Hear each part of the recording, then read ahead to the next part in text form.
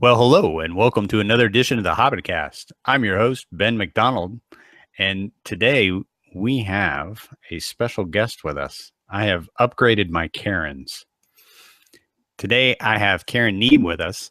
She is our senior admin for the Keto for Neuro group, and today's show is going to be focused on medical keto and keto for neurological disorders. Karen, how are you doing? I am fantastic. Thanks, Ben. All right.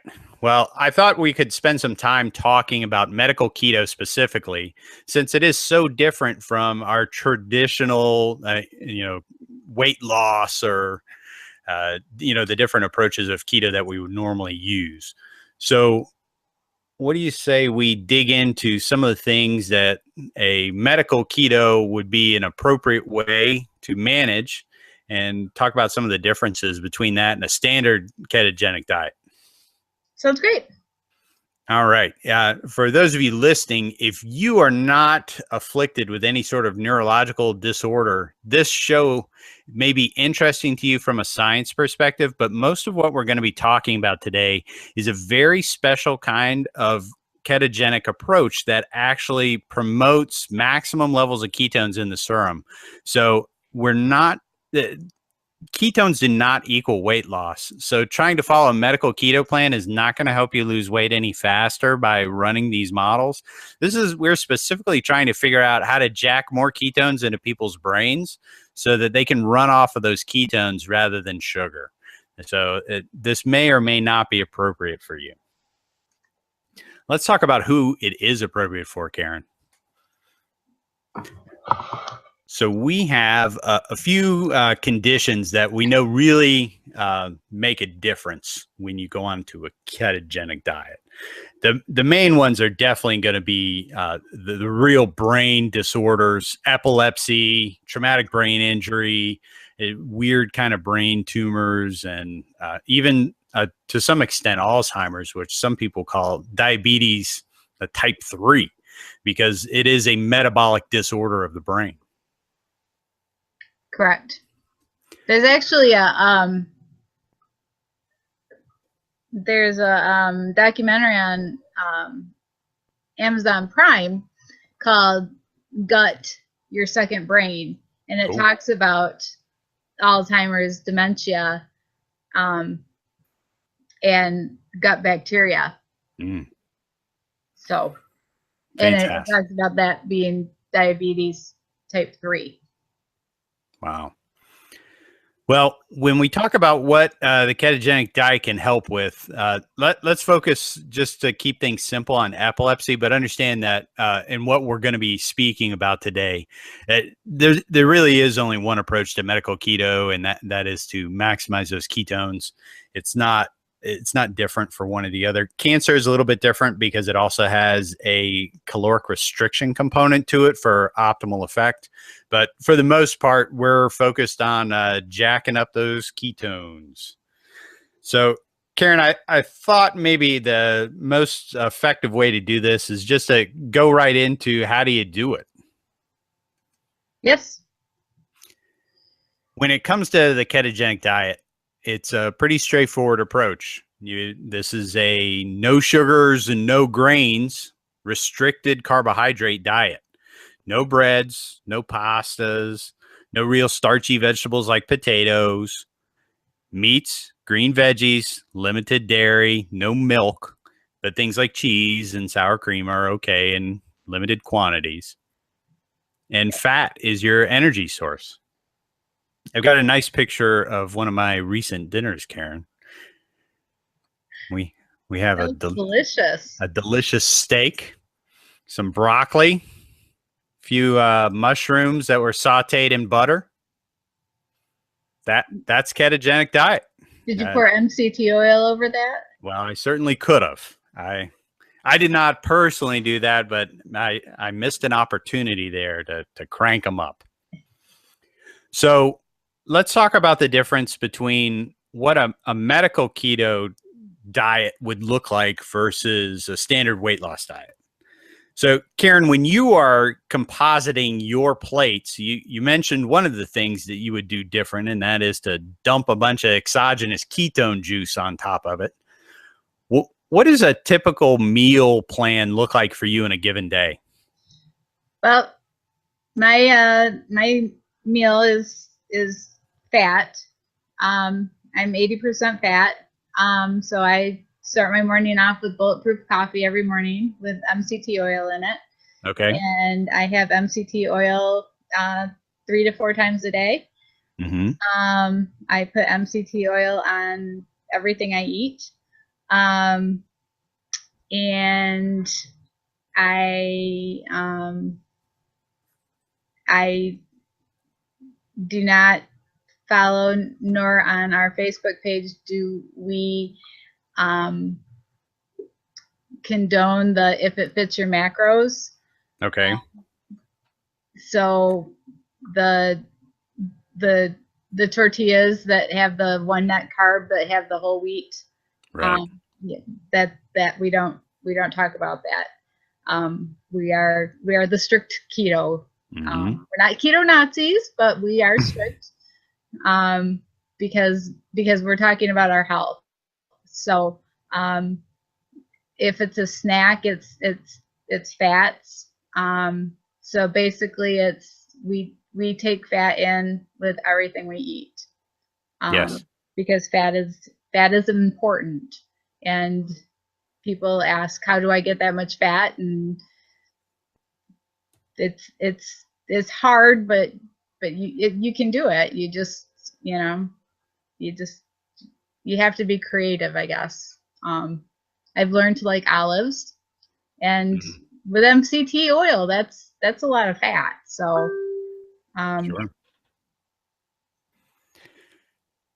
When I'm thinking about what a typical medical keto model would look like, I think the biggest thing for me is that you're really trying to restrict all forms of carbohydrate, even to the point of you mentioned using, total versus net. Things like Lily chocolate bars, the low carb tortillas, even some of the things that some people get away with, like small amounts of sweet potato, some of the almond flour cookery stuff with xylitol and such. correct. Yeah. Those carbs are, you can kind of play fast and loose when if failure means a weight loss stall. Right. For someone who has epilepsy, failure means something perhaps far more impactful than a little weight loss stall. Right. We have some on our Facebook page that eat absolutely no sweeteners whatsoever. Mm-hmm. I partake in a very small amount. I do use some sugar-free Torani syrup in the morning, but that's really it. I don't do any baking. Yeah. And I tell the people on our Facebook page, you kind of have to see how you react to it, because everybody's different. But yeah, we are definitely stricter. I don't really even have a desire to bake. Sweets don't sound good. The fat bombs, I know I need fat, but they don't really sound good. They don't. So yeah, I get my fats and my carbs and the spinaches and the Brussels sprouts and the bacon grease and butters, and I push fat bombs for others that need to gain weight. But they're out there, but there's definitely better ways or other ways to get your fat as well. Well, let's talk about the metabolism a little bit. When it comes time to design a nutrient intake for a person, they need a certain amount of protein to maintain their muscles. You can create protein from protein sort of in your body as it just kind of recycles the trash, but there's a few essential amino acids that cannot be created. So what we know is that if you eat about 60 to 90 grams of protein in a given day, you're going to stay in a positive balance on making sure that you're maintaining your muscle mass. So when we're looking at building a plate, meat is always going to be a component of that, and a pretty decent one. From a caloric perspective, you're not talking about a whole lot of calories. 30 grams of protein from a pure calorie standpoint is not that much.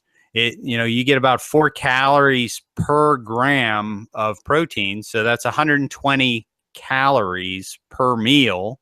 And you're going to have 2 or 3 meals. So, you're only talking about 300 calories a day. That's not a lot of calories in the scheme of things. But it's important that that amount of protein be present, and preferably in that 30 grams per meal dosage, to ensure that you're maintaining your muscle mass. You hear Karen talking about, I have to get my fats in. I have to get my fats in. This is different than a standard ketogenic diet, because in a medical model, we want to push as many calories via fat as possible, because there is no disruption to the glucose, the sugar metabolism when you eat pure fats. Even protein, it can turn into, this is a very complex thing. For purposes of medical keto, it can influence the glucose levels in your blood in a very unfavorable way. It's not that it turns into sugar. And if you've listened to the protein show, you know that this is a very complex and often misrepresented thing. But when you're talking about medical keto, there is a scenario where a certain amount of protein is going to get into the glutamate cycle and influence what is being fed to your brain as neuron fuel. So we definitely want to focus on keeping the fats as high as we can. And in fact, when it's represented by ketogenic nutritionists for medical purposes, it's often represented as a ratio of 2-to-1, 4-to-1, whatever it is, where you're trying to keep a ratio of fat to the other 2 macronutrients. Let's talk about the exogenous ketone piece of this a little bit, Karen, because I think this is probably the most bewildering part of a medical keto model. We have the ability to take a coconut and squeeze oil out of it. Now, you guys have all seen coconut oil. It's actually kind of looks like butter. It's solid at room temperature. Well, that's a blend of a whole bunch of different kinds of oils. Well, you can further refine that room temperature solid coconut, I'll call it butter, into something called coconut oil that's liquid at room temperature. Well, what you're doing is you're starting to refine the medium chain triglycerides out of it, specifically the C8 and C10. There's different, I don't want to go too nerdly here. There are different forms of fats, and they each have their own little fractionate that talks about how long the fatty acid chain is. So the C8 represents, it's got 8, C10 is 10. So when you've got liquid coconut oil, you can see that a lot of times you can buy this at the grocery store, and it's liquid version of coconut oil. It's only 40% MCT oil. The rest is, it's got just enough of this fraction in it to keep it from solidifying at room temperature. When you're shopping on Amazon, what you're looking for is 100% pure MCT oil. And you're going to look at the label, and it's going to say C8 and C10, and it should be like 40% and 60%.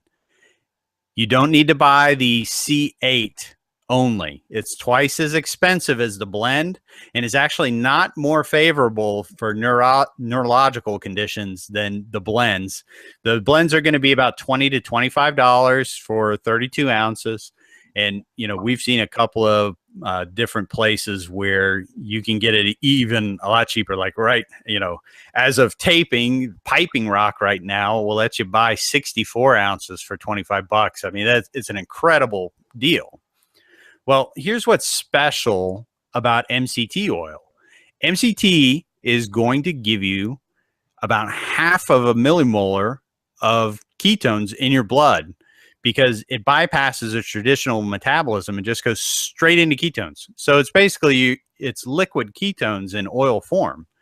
So by taking this, you are in fact providing external to the body ketones that are not only there to bump up your levels to higher than you could produce under the same circumstances naturally, but also to provide a little bit of insurance in the event that somebody has like a granola bar. Really? Who would do that? I can't think of exactly who might have had a granola bar and then use the a nice MCT. veteran on an airplane. So why don't you tell that story, Karen, because I think it's interesting. I was on an airplane coming home from Florida, and I had my little package of olives, flavored olives, eating my olives, and I actually took the cookies from the stewardess to give to my bird when I got home because nice. Yes, and I'm minding my own business, and this veteran, he had a veteran's hat on, says to me, "Have you tried their new granola bars?" And I said no, and I kept eating my olives, minding my own business, and he says, "You really should try one. They're a definite upgrade." And I said, "Oh, okay." And he hands it to me, and it's seriously a little mini 2-inch granola bar, and so I'm stuck. I'm polite if nothing.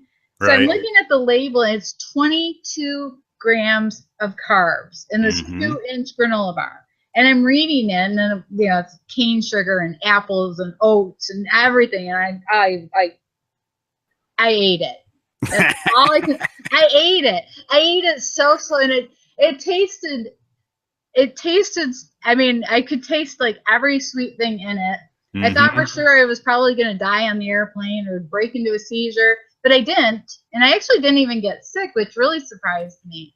And I didn't go out of ketosis, which again surprised me. But I was, not very happy with myself either. Sure. But I did admit it on my Facebook page. I did do a true confessions. So here is one of the advantages of using MCT oil. Now, Karen, talk about your MCT rituals so that people kind of have a sense of how much coconut you're going through every day. I use 3 to 4 tablespoons of coconut oil a day. As MCT oil, not coconut. Or MCT oil. Yes, MCT oil a day. I put it in my coffee in the morning, and then I put it on everything I eat. So yes, 3 to 4 tablespoons a day. When I talk to people on our Facebook page that are going to start it, we talk about a regimen of, titrating it. Titrate. Thank you. Titrating up, starting with 1 teaspoon. Yes. For 3 days, and then working it up so they don't get sick on it. And by sick, let's hit that not very clearly, because MCT causes profound diarrhea. Yes. If you are unaccustomed to large doses of MCT and you if you just take someone off the street and hand them a tablespoon of MCT, they will have disaster pants within 2 hours. Yes. It will cut through you like you have never seen. It is bad times. You have to develop a tolerance over time. It takes weeks to build up to the kind of doses that Karen is talking about. Yes. And then you have rot gut and you're fine. And actually there was, when I first started it, I did have a few days where I did feel like I had rot gut. And I did some apple cider vinegar and kind of got through that phase of it. And because it could actually kind of make you, by rot gut, you're saying kind of a nausea, sour stomach sort of thing, right? Yeah. It was. And the apple cider vinegar kind of got me through that phase of it. And ever since then, I've been fine. I have had some ask me about the MCT pills. And when we researched that, I think it was, 12 pills for 1 tablespoon of MCT oil? That's right. Yep. And we've looked at the MCT powder, and we've only found one MCT powder that has the same makeup as the MCT oil. So that we're talking about the MCT powder. I think it's from Quest. Is that right? Yep. Quest is the only MCT powder that we found that has the same makeup, the 60/40. Right. But it's 2 scoops is 1 tablespoon. Yes. But if you're traveling, it would be an option, if you're on a continuous diet of it. If you're like traveling long distance, like a 12-hour trip or something, on a plane, it would be an option. MCT oil is notoriously messy. It has this unusual property. Most oil, if you get oil on something, it gets oily. MCT will actually creep out of the bottle, walk down the side of the bottle, and crawl across your countertop. It's a hydrophilic model. It has its legs. So when your bottle will just get gross just from pouring it. It's the craziest thing. Like when it comes time to throw a bottle of MCT oil in luggage, that's a problem because your bottle is always sticky. It always has MCT all over it. Or is that just me, Karen? Come on. No, you're supposed to speak up here. No, I feel bad. No, actually, I ordered a bottle and had it sent to my parents so I didn't have to. This is a real thing, though, right? It is. It's gross. There are some vendors that sell it with a pump, but they are they're far hard to find. It's the weirdest thing. You've never seen a substance that makes such a mess. It is crazy. So the MCT powder is a fantastic way to have portable MCT. Yes. Now, and I hear it makes great hot chocolate. Yes, it does. Yes. There is something you can get on Amazon called a milk frother. It is a AA battery powered blender, basically, that has a tiny little whisk on the end of it. It's like $6, and it will blend MCT oil into basically anything you want. So, almond milk, coffee, hot chocolate, whatever you want to make. It's a very handy little thing and is very good for portability. Like if you're going to keep a bottle of MCT oil at work so you can throw MCT in your coffee, you can't do the whole blender thing. Those little milk frothers are fantastic. I have like 4 of them, and they're good to just have around for the ability to incorporate that. Now, Karen, we would be remiss not to mention some of the more expensive versions of exogenous ketones. This would be your Ketocana. This would be Prove It's, Keto OS. The Julian Bakery now has BHB powder that they're selling. Let's talk about why those aren't really a great option. And I think it has mostly to do with the fact that it's $8 a dose. Yeah, it's really expensive, and you don't get a lot. Well, that's the interesting thing. So if you take a tablespoon of MCT oil, and that's going to cost you about 25 cents. That's going to raise your blood ketones by 0.5 millimolar for about 2 hours. If you take a $7 dose of Keto OS, you will receive 0.5 millimolar for about 2 hours. It's the same. Like it's not really that different. It's like an 85% efficiency on MCT versus a 92% efficiency on the BHB salts that are in, these Prove It's, Ketocanas or whatever. Now, again, it's a powder, it's portable, and it works real good. It's just $8 a dose. Who can afford to do it? And it's not any better. It's just powder. Now the Quest stuff, what's that? 60 cents a scoop, and you need 2 scoops? Yeah, I think it's like $30 for a container. Right. And I think that's 30 servings, 30 scoops. So you're getting 15 scoops for $30. So $1.50, $2, something like that. Right. Not great. But again, for portability and, you can keep a baggie of MCT powder in your purse. Good luck on trying to figure out how to fill up an airplane a booze bottle with MCT oil in a funnel and not make that a disaster. But maybe you could. So this is an important component to the composition of a medical keto model. Is you're going to do a great job of restricting carbohydrates and saying no to granola. You're going to eat meat. You're going to limit your veggies to the kinds of veggies that do not have sugar in them, do not have pumpkin, do not have, carrots are not on the menu. We're talking broccoli, mushrooms, green and leafy stuff. Limited dairy, stay away from the yogurts and the, what's the other thing? Like Fairlife milk and half stuff that normal ketogenic people could get away with. That's not for you on a medical keto model. Right. And then you're going to focus on fats as the energy source. You're going to want to build up this MCT oil. Karen gives a great example of how important it is to have a little insurance so that no matter what's going on, what mistakes you may or may not willingly make. I mean, how many times have you gone out to eat and been given food that has some questionable components in it, right? It's very dangerous to go out to eat when you're not preparing the food. You may get dosed with some carbohydrate that you're not aware of. And if you're not on a religious schedule of exogenous ketone dosage, your ketones might fall to zero.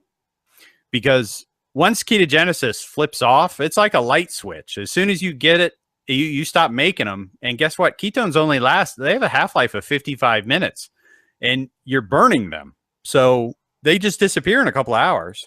Now they'll come back eventually, but if your goal is to keep your brain fueled on ketones, that could be a really important 2 hours.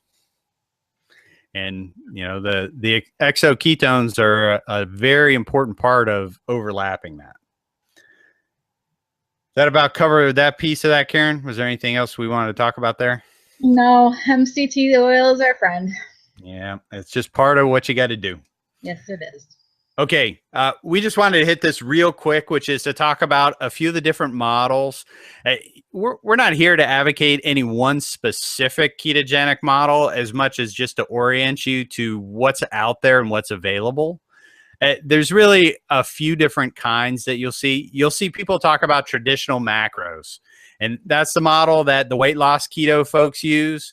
They take their number of calories, they reverse how many carbs they want, and then they back out the protein that they want, and the remainder is fat. So that's how they do it. And when they speak about it, they speak about their macros. I'm supposed to have 90 protein and 15 carbs and 120 grams of fat for, 1,900 calories or whatever it is. When we're talking about medical keto, more than likely your registered dietitian that helped you set up will speak about it using a nomenclature of ratios. This is going to be 4-to-1, 3-to-1, 2-to-1. And what they're talking about is the ratio of fat to carbohydrate and protein. So let's break that down. Like on a 1,000-calorie diet, which would be, for a kid, on a 4-to-1, you would get 8 grams of carbs. On a 3-to-1, you get 16, and on a 2-to-1, you get 30. So you kind of see, that works out to that ratio. It's the same approach as a regular macro, but it's different shorthand because you have to kind of convert it into calories and then figure out, because fat has 9 calories per gram, whereas a carbohydrate and protein only have 4. So you kind of work backwards. There's a lot of goofy math, but it's a quick way of explaining, all right, well, you're going to have 4 times as many fats as you are, carbohydrate and protein. Okay, got it. Okay, so I understand that I'm going to have, that ratio. Another approach that you hear people talk about a lot is this MCT oil bolstered higher carbohydrate model that uses, in an adult, 100, 120 grams of carbohydrate, which is barely ketogenic. And in most people would not be ketogenic in and of itself. But then if you start pouring MCT oil on everything, you have enough ketones floating around that you are lightly ketogenic at all times, even though you are not technically in a nutritional ketosis. You are in a exogenous ketosis model. Now, Karen, you were telling me about a diet called MAD. Okay, can you talk about that for a minute? Yep. MAD stands for Modified Atkins Diet. And it's actually written by Dr. Feeney and Dr. Westman. Mm-hmm. And it mirrors ketogenic, except for you don't weigh your food. Yeah. So a lot of adults that are going, adults with epilepsy that are put on a ketogenic diet may actually be going onto a MAD diet instead. It's really basically the same thing. It's the same foods. It's just, as my doctor put it, it's easier to follow for adults. Sure. It's and MAD, if you're not doing it for therapeutic, you would progress on, and eventually add carbs. But for therapeutic, you would stay at the 20 carbs. Yep. But as my doctor explained to me, adults have a very hard time not eating junk food. Yes. So for whatever reason, MAD seems to be a little more easily accepted for adults, at least in doctors' minds. Sure. I mean, if you're listening to this podcast, you are keto curious, right? Whereas maybe a percentage of patients who are in these doctors' offices are hearing about nutritional support for their condition for the first time. And like, you want me to weigh food and not eat bread? What are you talking about? I got to get a scale and a scoop and carry MCT bottles around, all this stuff. Doctor's like, no, you don't have to do any of that. Just, you can eat anything you want to off of this list and nothing else. Yeah. You can't have the bread, but you don't have to weigh anything. You don't have to measure anything. Just don't eat this stuff. And that ultimately is, it's a ketogenic / MAD diet. Right.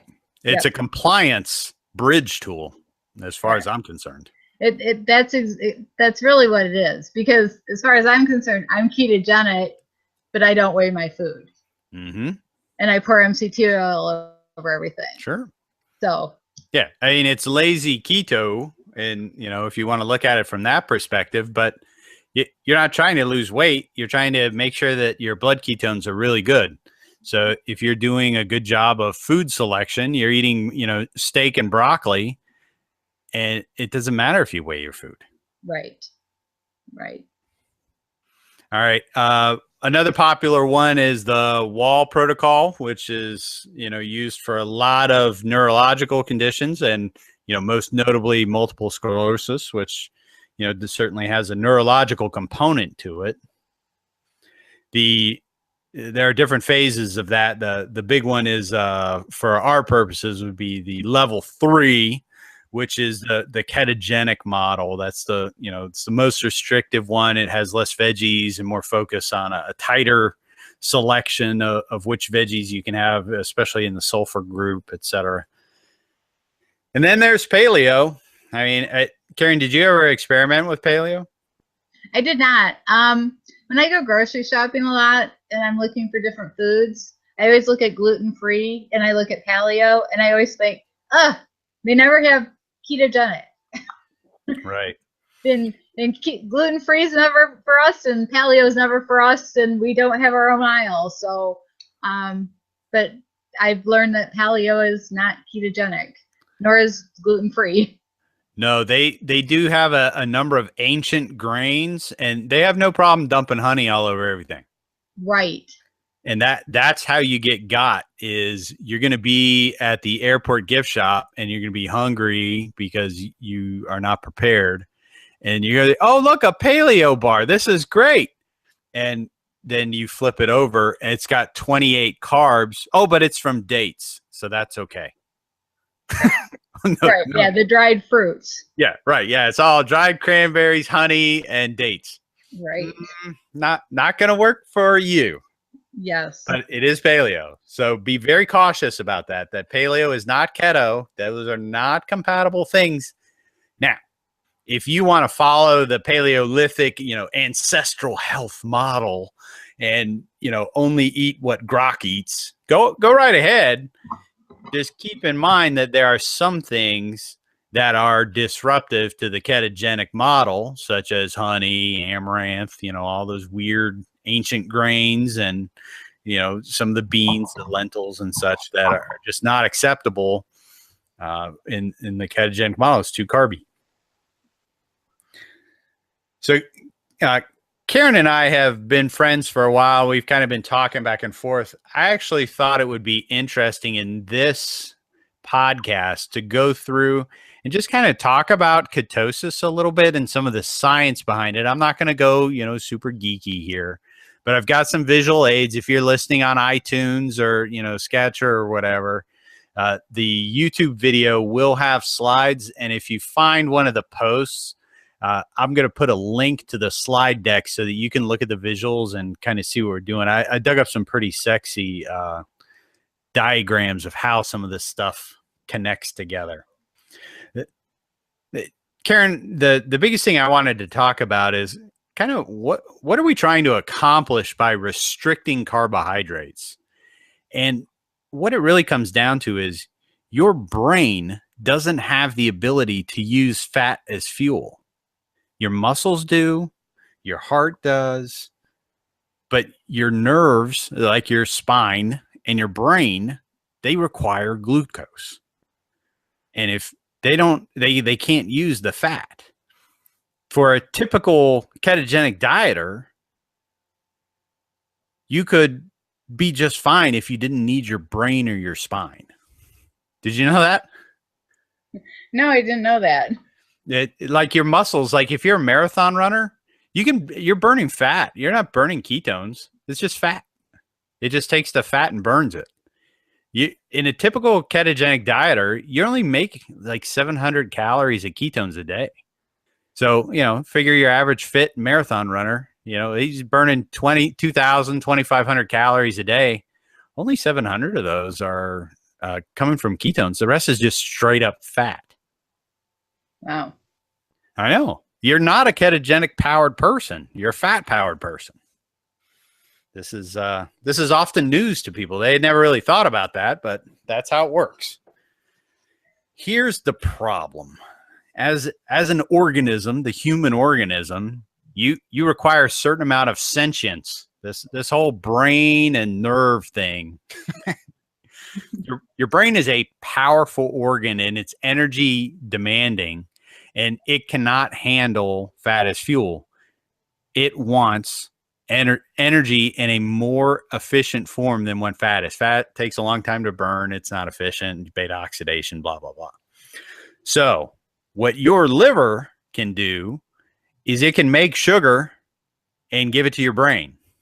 So if you're in a ketogenic model, you're not eating sugar, but somehow your brain is still getting it, right? Right. Well, yes and no. It does get some sugar through a process called gluconeogenesis. Your liver creates some sugar out of things like protein. And you always have protein floating around. Anytime you're not eating, you're losing a little bit of muscle and your cells are kind of cleaning it up back and forth. But the other cool thing that we adapted to do is that during periods of starvation, think back to those Paleolithic era. It's feast and famine, right? You might go a few days without having protein as a meal because you were unsuccessful in catching a woolly mammoth. So now here you are starving. Your liver has the ability to take fat out of storage. So it's going to reach to the rear end of the human organism there and take some off that fat butt of yours, turn that fatty acid into an energy bundle called a ketone. Now, this is kind of cool because your body has tons of fat in storage. I mean, you probably have 150,000 calories stored as fat right now, and that's just a normal person. So you have plenty of energy in storage. You just got to get it out of storage and get it to your brain because your brain can't use fat. But what your liver is very good at doing is converting that fat into energies called acetyl groups. And acetyl groups are the substrate that every cell in your body uses to generate energy. So we're going to take fat, run it through your liver, turn it into a ketone, then run it up to your brain and deconstruct that ketone into an acetyl-CoA group. And then that goes right in the TCA cycle and powers your brain.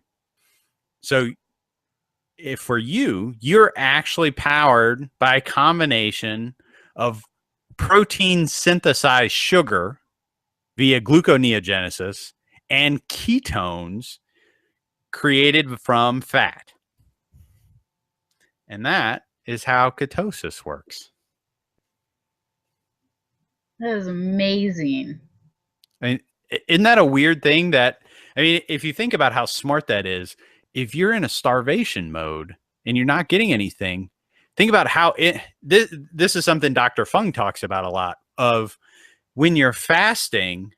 Wouldn't it be crazy for your body to go into a starvation mode where it's scavenging your muscles and making you weaker and tireder to make it less likely for you to catch the next meal?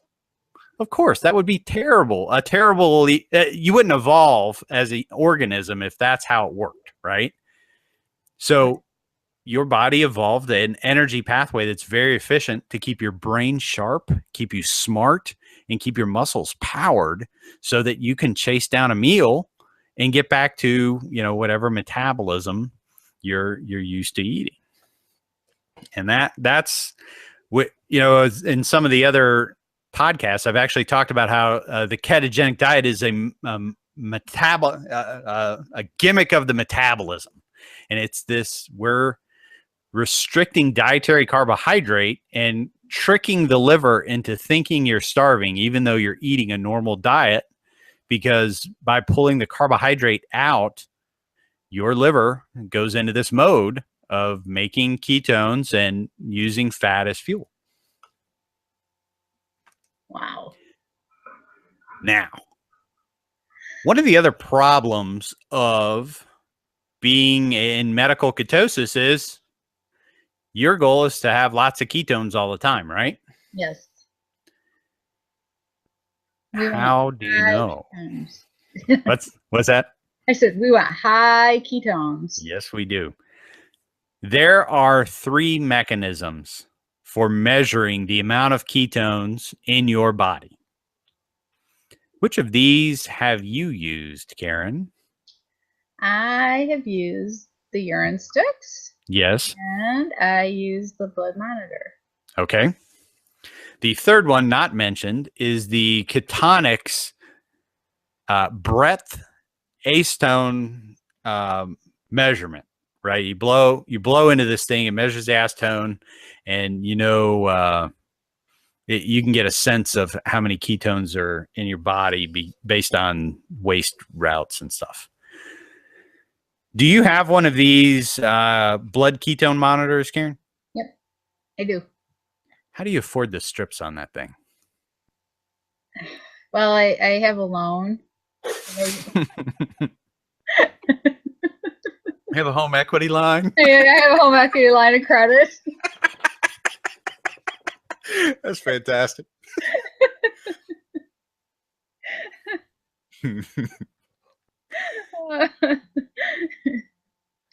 Yeah. Yeah, they're expensive. What do they run you?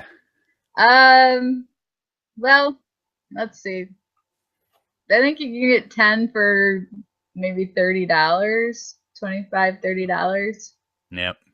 Now, are you doing the whole eBay thing? Yes. Okay. So here's the trick, ladies and gentlemen. For some reason, and one of these days I'm going to get somebody from Australia to explain this to me. There are a huge supply of ketone strips in Australia, and people happily willing to sell them to you for about $1.20 a strip. And then after shipping, it's about $2 a strip. And sometimes you can find free shipping. Yes. Yes.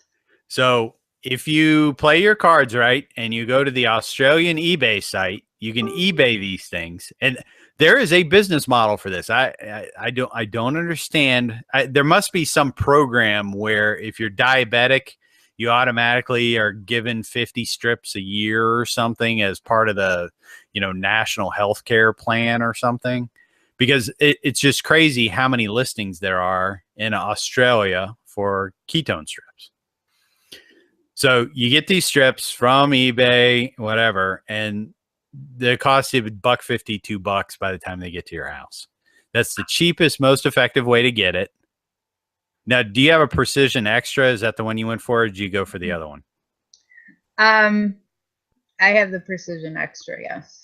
There's only 2 meters that actually do ketones. I forget what the other one is. It's like an Optimum Neo or something. Yeah, Freestyle Optima, I think it is. Okay, it is something like that. I know it's like a square one instead of a round one. And it has a weird white LED, but that I have the Extra myself. So you get your ketone strips, and then you can measure your blood ketones. Now, how many times a day are you measuring your blood ketones at $2 a strip? Well, when I first started the MCT, I was doing it twice. Okay. Just because I wanted to see how long it was staying in my system. Right.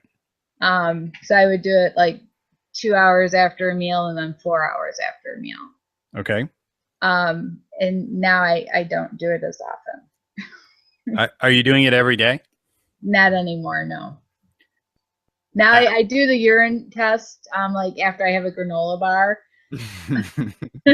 but and make sure that everything's still doing well. But otherwise, once my daughter's college tuition is paid off, I would like to purchase the ketonics. Yep.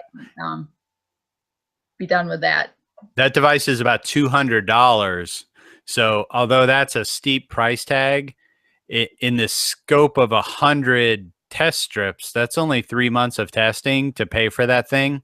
And the ketonics, you can blow into it 20 times a day for the next 3 years and it'll be fine, because it doesn't, you just blow into it. You don't need a new sensor or a new strip.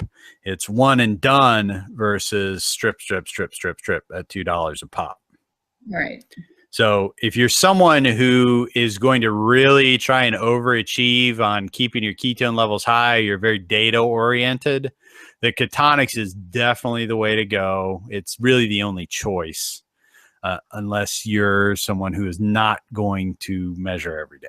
But if your intention is to measure every day or multiple times a day, it is the only choice for accurate evaluation of your ketones. Yep.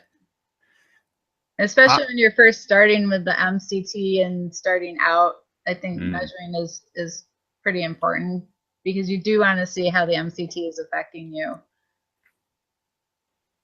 Yeah, I think that's such an important thing. One of the things I think Karen didn't say, but if I can put some words in your mouth, you don't test anymore because it's pretty much the same every time. Correct. Yeah, I was ranging between 4.2 and 4.6. Right. once you get your little mojo going, it's a pretty stable thing. Like I know what my ketones are right now because I eat the same kind of stuff all the time and I'm doing the same sort of stuff. And it's the same with Karen. Once you know, then you're good. So from that perspective, the strips may be the better choice because if you had 50 strips, you could probably get dialed in pretty close.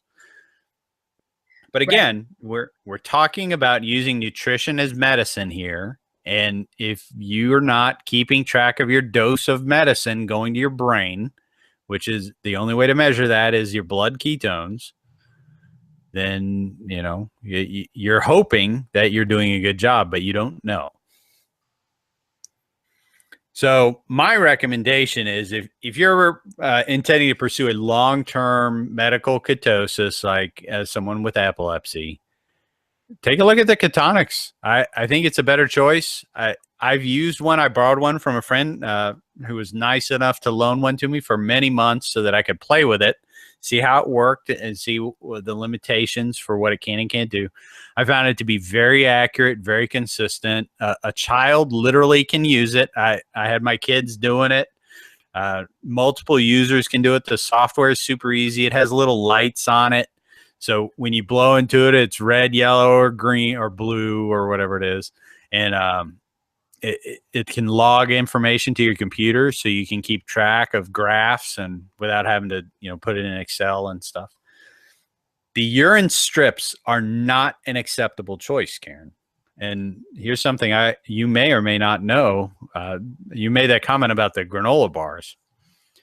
Do you know that the measurement being made with that urine ketone can lag by as much as 48 hours? Yes. Did you also know that once you've been in a ketogenic model for some time, many people do not have any ketones in their urine, even if they are deeply in ketosis? I have heard that. I'm one of those people. I can have a 4.0 ketone level and my urine sticks will be blank. And I have data to prove it. This was one of the things I was most interested in is I have this ketonics, so I'm blowing into it. I'm getting great numbers. I'm like, all right, I'm, Captain Keto over here. And then when I use the little urine strips, they're like nothing, trace. I'm like, oh, come on.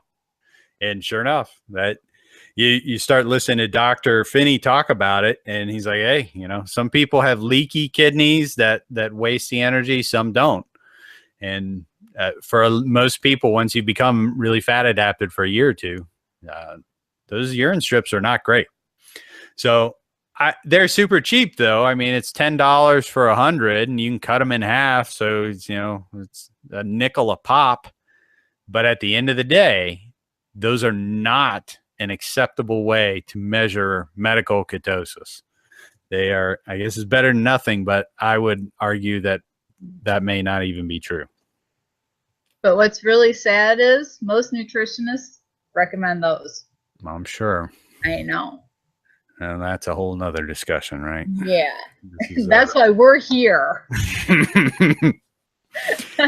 Yeah. I think they're great for newbie keto. Like if you're brand new to ketosis and you're trying to figure out if you've successfully removed carbohydrate from your diet, it's like a pregnancy test, right? You pee on it, you get some color. All right, hey, I'm in ketosis. I'm doing the right things. So when you are new to ketosis or ketogenic, when is the best time to use a urine strip? That's a good question. When you first wake up in the morning or midday, right after you eat? If you choose to measure first thing in the morning, your ketone levels are lowest when you first wake up.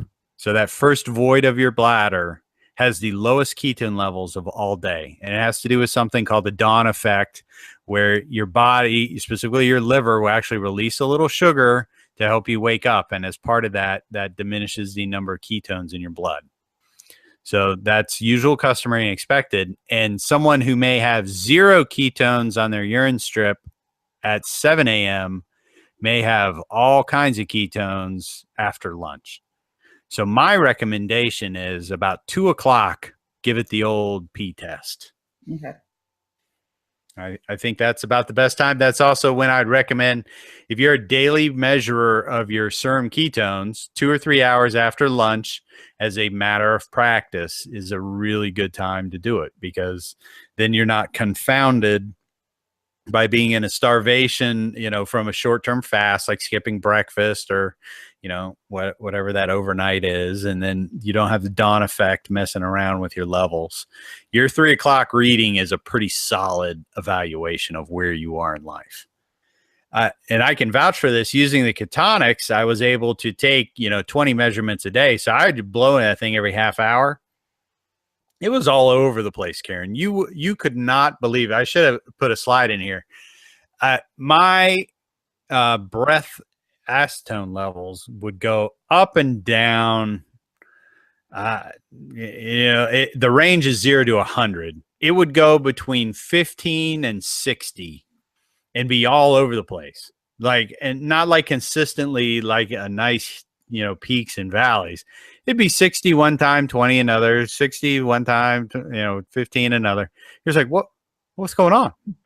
And so it's not, these are real-time biological systems. We're taking instantaneous measurements of things that don't, have an hour-long half-life and can change in a moment's notice. Anybody who's tried to measure their ketones following 45 minutes on a power cycle will tell you all about how crazy your blood gets when you start burning off a bunch of, hepatic glycogen. So you can't trust this stuff.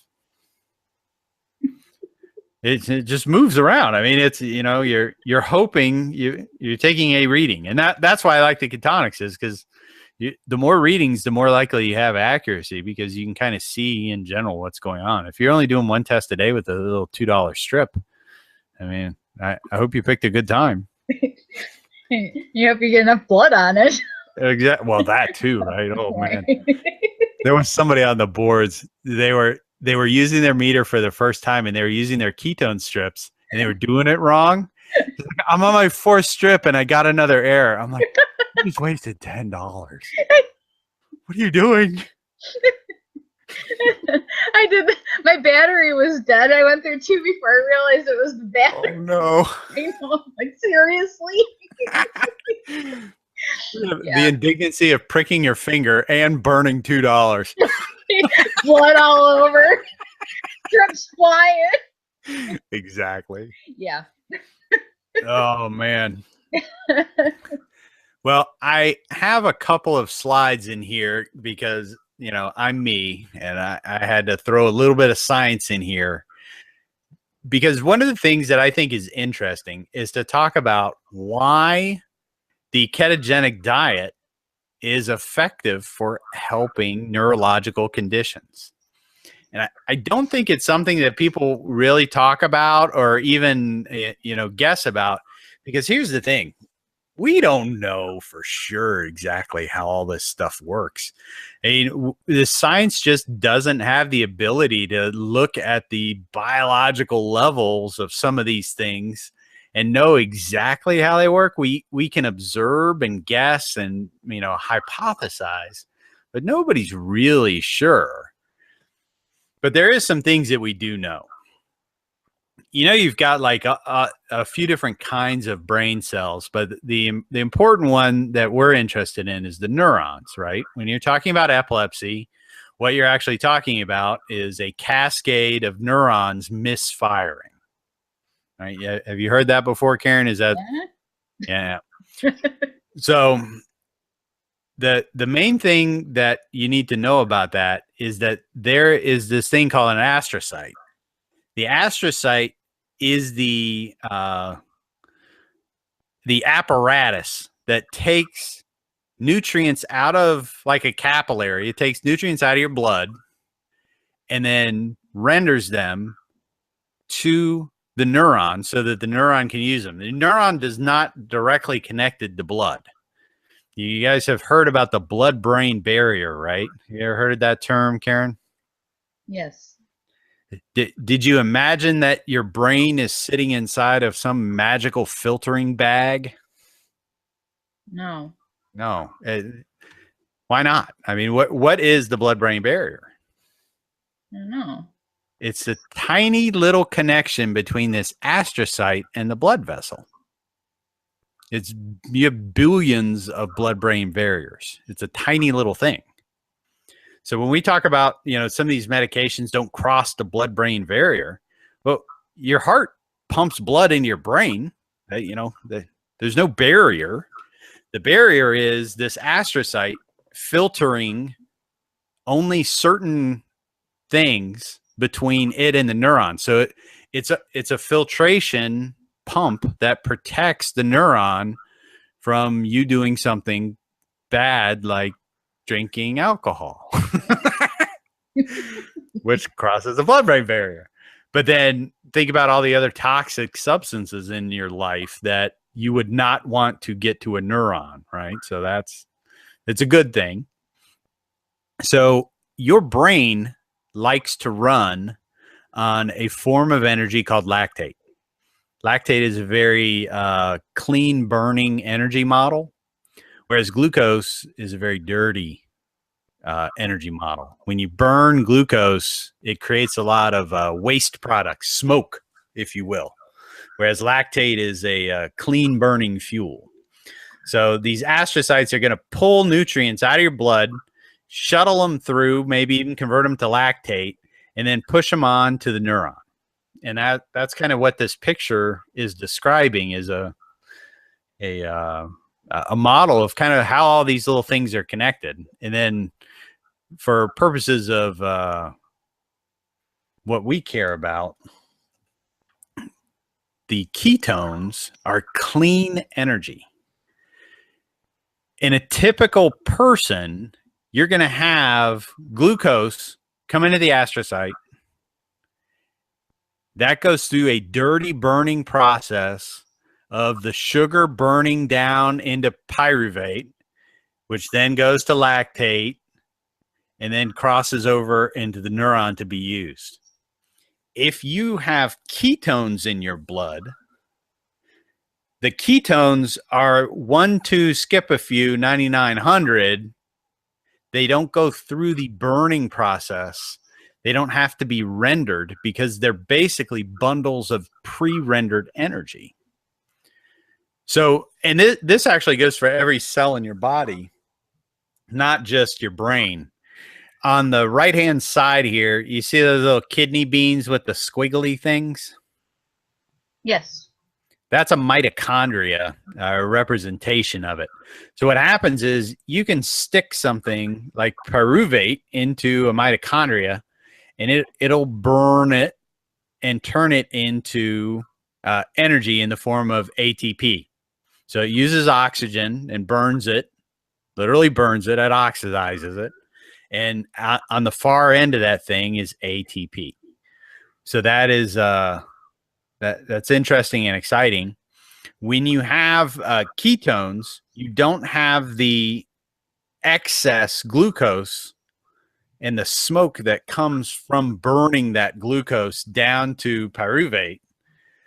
So you have less what's called free radicals or reactive oxygen species or anything else. I mean, we all know that you're supposed to have antioxidants like vitamin C because it's good for you, right?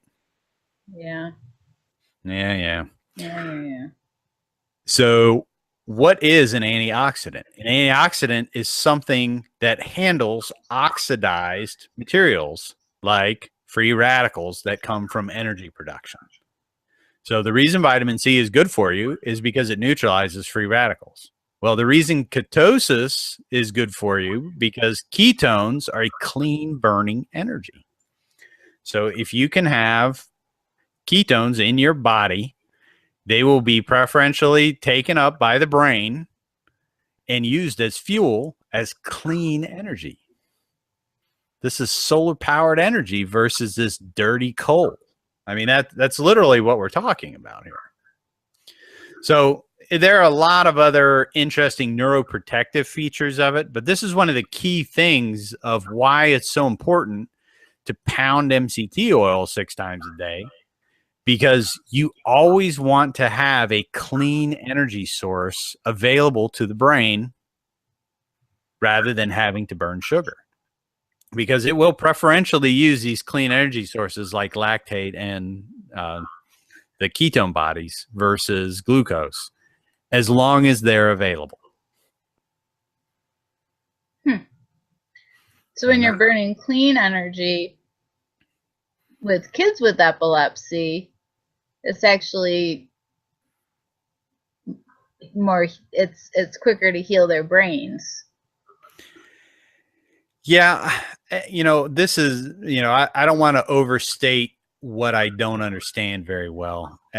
I think you've read the same things that I have, which is if you can get a kid, like a young kid, before they get to their teenage years, into a ketogenic diet, what happens is it reprograms whatever's wrong with the brain, whatever's wrong with the neuron that causes epilepsy. It causes a gene expression, a change in the way the cells work, so that the correct type 1 versus type 2 neuron is preferentially expressed. And then it basically cures their epilepsy. You take them off of the ketogenic diet after a couple of years, and the epilepsy's gone. Yeah. I don't really understand, and I don't know that anybody does. Have you read what's actually occurring that makes that happen? I haven't. It's like their brain is rewired. Mm-hmm. And I've read other studies, not with epilepsy, but where brain damage in kids has happened, and that part of the brain has rewired itself. Yes. And corrected itself. And so it's something with kids' brains, they're able to rewire themselves. And so somehow with the ketogenic diet with kids, they can rewire, and their epilepsy can sometimes be cured, and they can then go off the ketogenic diet. It's not all the time, but it has happened. And they do talk about it on Charlie Foundation and on the John Hopkins Foundation website. And when you say it does happen, I mean, not to pin you down on a specific number, we're not talking about 5%. We're talking about like 40%, right? I was gonna say 30, but yeah, it's a significant amount. And it seems like the younger they are, the better chances they have, and the sooner they start them on it. I heard a doctor talking about it one time. He's like, I got to get to them on this ketogenic diet before the concrete sets. Once you become an adult, your brain, you lose that neuroplasticity. It's the same reason why little kids can learn 12 languages, when they're 5 years old, but you try and teach Chinese to Karen and it's just not going to work. Right. Your brain just, once the concrete sets, it gets real hard and inflexible. But in children, especially the really young ones, if you can get to them early, they respond incredibly favorably to some of these models. It's definitely one of the most interesting aspects of medical keto for the neurological conditions that I think is, exciting stuff, and not something that everybody's talking about. So you actually mentioned a foundation that we didn't do a slide on this, but let's talk about some of the resources that's all I want to talk about on science, by the way. So let's just kind of come to a slow coast here and talk about the resources that would be available both to adults and parents of children suffering from various neurological stuff. On our Facebook site, we use Charlie Foundation quite a bit. John Hopkins is another site that uses the ketogenic diet for adults. and children. Those are the two sites that we reference. Matthew's, or Friends of Matthew? Yeah, I think it's Friends of Matthew. Friends of Matthew is the other one. And then, but Charlie Foundation is the big one. They have recipes. They have little blurbs on different ailments. They have a summit every year. So they have talk, 20, 30-minute talks. YouTube is another amazing place to find, like Dr. Dom is on there. Yep. He has some great talks.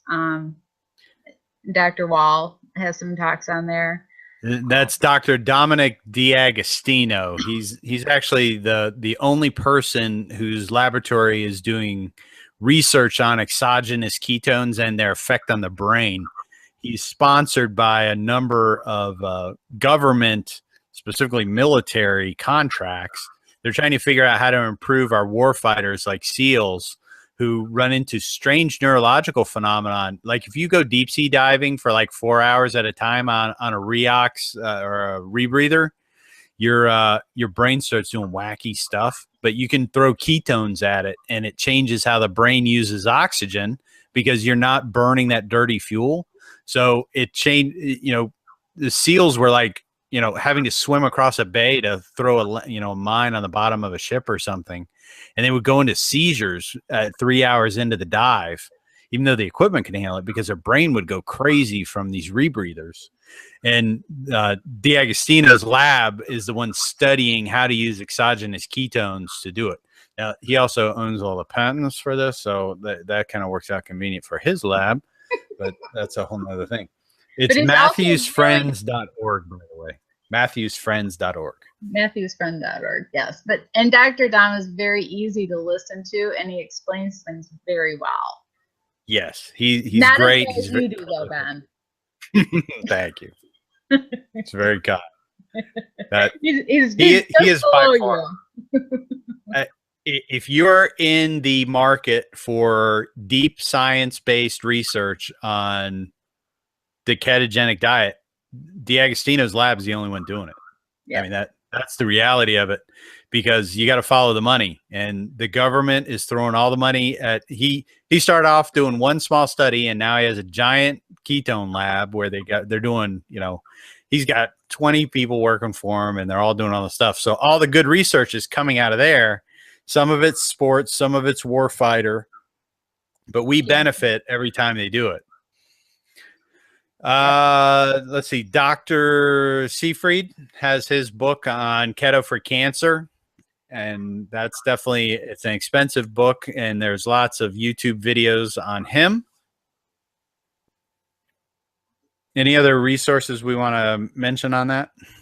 I have a book called Ketogenic Diets, Treatments for Epilepsy and Other Disorders by Eric Kossoff, John Freeman, Turner, and Rubenstein, which is worth a read.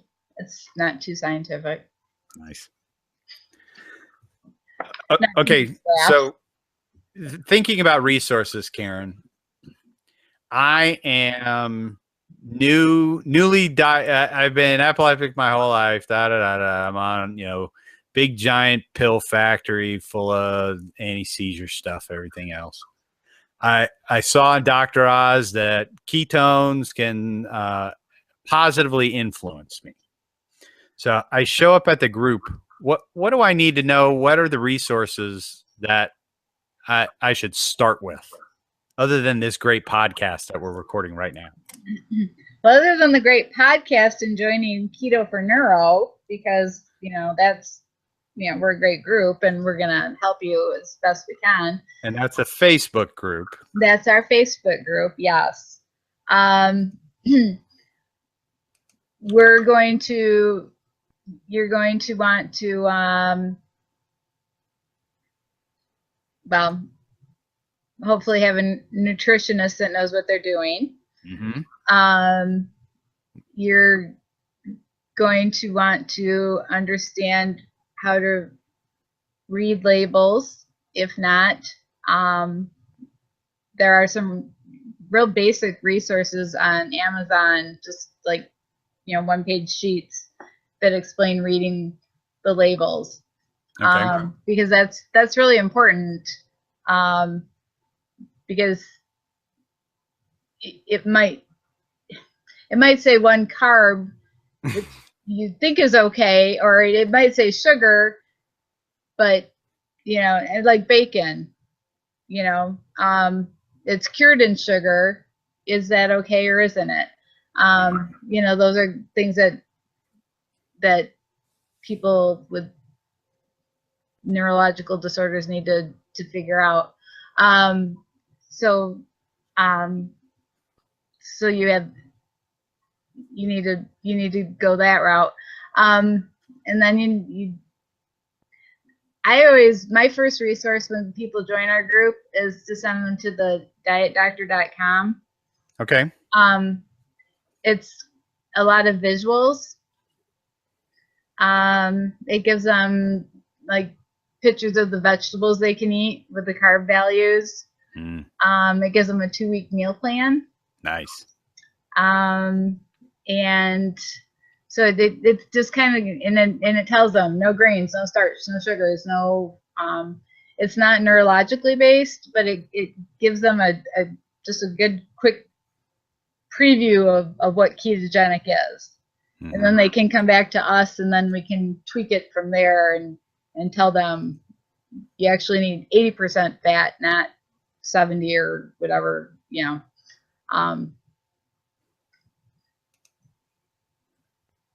So. Okay. Well, that makes sense. The other thing that I wanted to caution people about is that if you just join a ketogenic group, you are likely going to be misled and misinformed. Do not go to a regular ketogenic diet board. You want to go to Keto for Neuro. And the reason for that is because what we've been talking about today is not something understood by most weight loss ketogenic dieters. And in fact, not only do they not understand it, they will be confused, bewildered, and often angered by your desire to add BPC MCT to your daily regimen, because for a weight loss person, that's a bad idea. Yes. So it can be very confusing by doing that. And that's one of the reasons why Karen runs this group, and sort of the genesis of how her group started was she's sitting here managing neurological disorder and asking questions and keeps getting ridiculous answers. Correct. Because people are like, well, this is what we do for weight loss keto. And certainly that applies to you. No, it does not. Right. That's exactly how we started our group, because I was getting so much information. Like I'm being told peanut butter is okay, and I'm being told this is okay, and I'm being told and it wasn't.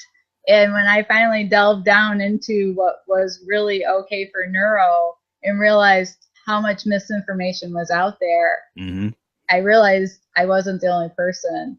And one night at midnight, I started our own page, and it grew phenomenally fast with the help of you and Scott. But you're right.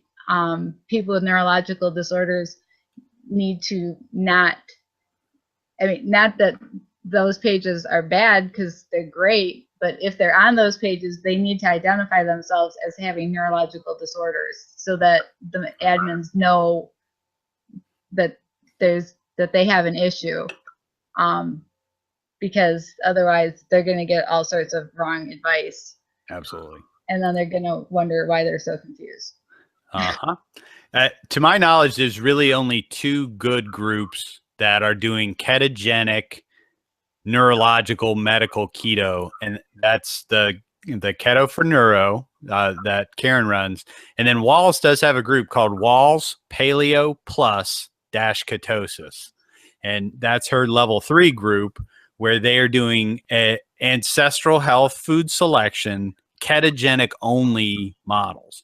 And they do, that is a medical protocol and is, that's what her book basically is for those of you that don't know her story, she manages multiple sclerosis through diet, through nutrition, and it is a medical grade ketosis similar to what we're talking about right here. So those are really the only 2 resources that I recommend you start with. Don't go into what I call Gen Pop. Don't join the ketogenic diet open discussion group and then ask questions. I think it's just really it's disorienting to be hit with that information. Much better to be in a nice, safe, small group where you can ask contextual based questions. You go to the Keto Gains group where a bunch of weightlifter dudes and start asking about, how to manage your serum level ketones, and you're not going to be satisfied with what happens next. All right, Karen, let's put a cork in it. I think, we've talked a lot about medical stuff, and everybody's a little different, right? These neurological conditions, 99 flavors of everything, and everybody's situation is unique, and da-da-da-da-da. We've spoken in broad generalities today, but in the end, this is between you and your neurologist and your registered dietitians and people who understand your unique situation. There are so many confounding situations where people have multiple conditions, multiple disorders, comorbidities of, different goals. It's people that might have an autoimmune disease and a neurological condition need to approach things a little bit different than what we've talked about today. So this is really, if there's one podcast that we've had where we're not kidding when we say you need to partner with your doctor before you go down this road. This is the one that, this is not messing around. This can be profoundly disruptive to your treatment plan to just dive into keto and then, shoot an email to your neurologist a couple weeks later. Don't be that person. How do you know I did that? Well, I don't want to point any fingers.